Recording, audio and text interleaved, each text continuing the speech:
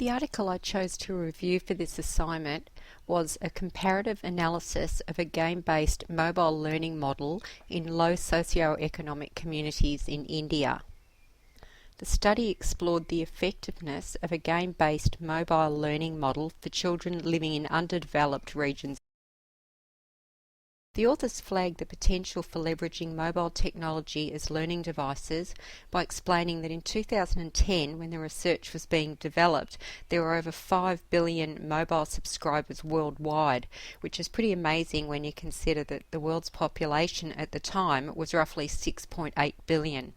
The basis for this study that is the subject of this paper was previous research that indicates mobile technologies can be used as effective educational resources for schools' both formal and informal literacy development, numeracy and math skill development, in situations where schools lack resources, where traditional learning cannot take place, and to support underperforming students.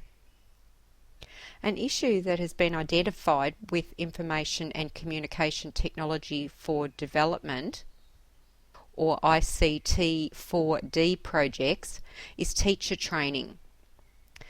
The authors found that teachers in rural villages of underdeveloped regions usually have little experience with technology, even email or word processors, and very few own any type of computing devices or have any reason to visit an internet cafe, which might be hours away. The closest thing to a computer many have ever owned or seen is likely their mobile phone or their neighbours' smartphones. Considering children's apparent ability to play electronic console games such as Nintendo without any training or help from training manuals, the authors hypothesised that using the concept of active agents, children could be involved in the training and implementation stages of ICT 4D in the roles of user, tester, informant and design partner. The research was interested in 3 questions. Firstly, can children in developing regions who may have little or no technology exposure adopt and teach themselves mobile learning technology without specific interventions by adults? Secondly, what processes do children go through in figuring out and solving problems presented by mobile devices? And finally, what factors contribute to and accelerate children's ability to learn technology? The researchers used a mixed method approach. The research sample comprised 210 children between the ages of 6 and 14 years from 6 marginalised communities in urban slums and rural villages in India.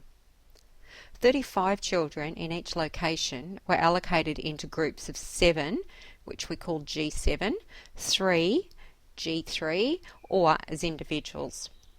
The children were given mobile devices that had been preloaded with educational games.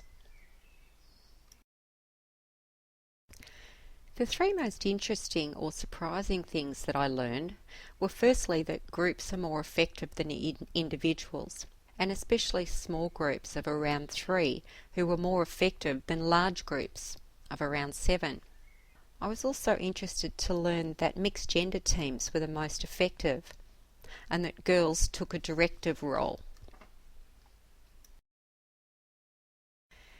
In regards to how the research findings could be applied to the design or implementation of educational environments or tools, I think that the findings about group size and the apparent effects of gender, that is, mixed gender teams, are most effective, and girls' inclination to take a directive role in mixed teams, could be useful in developing optimal group dynamics to facilitate learning.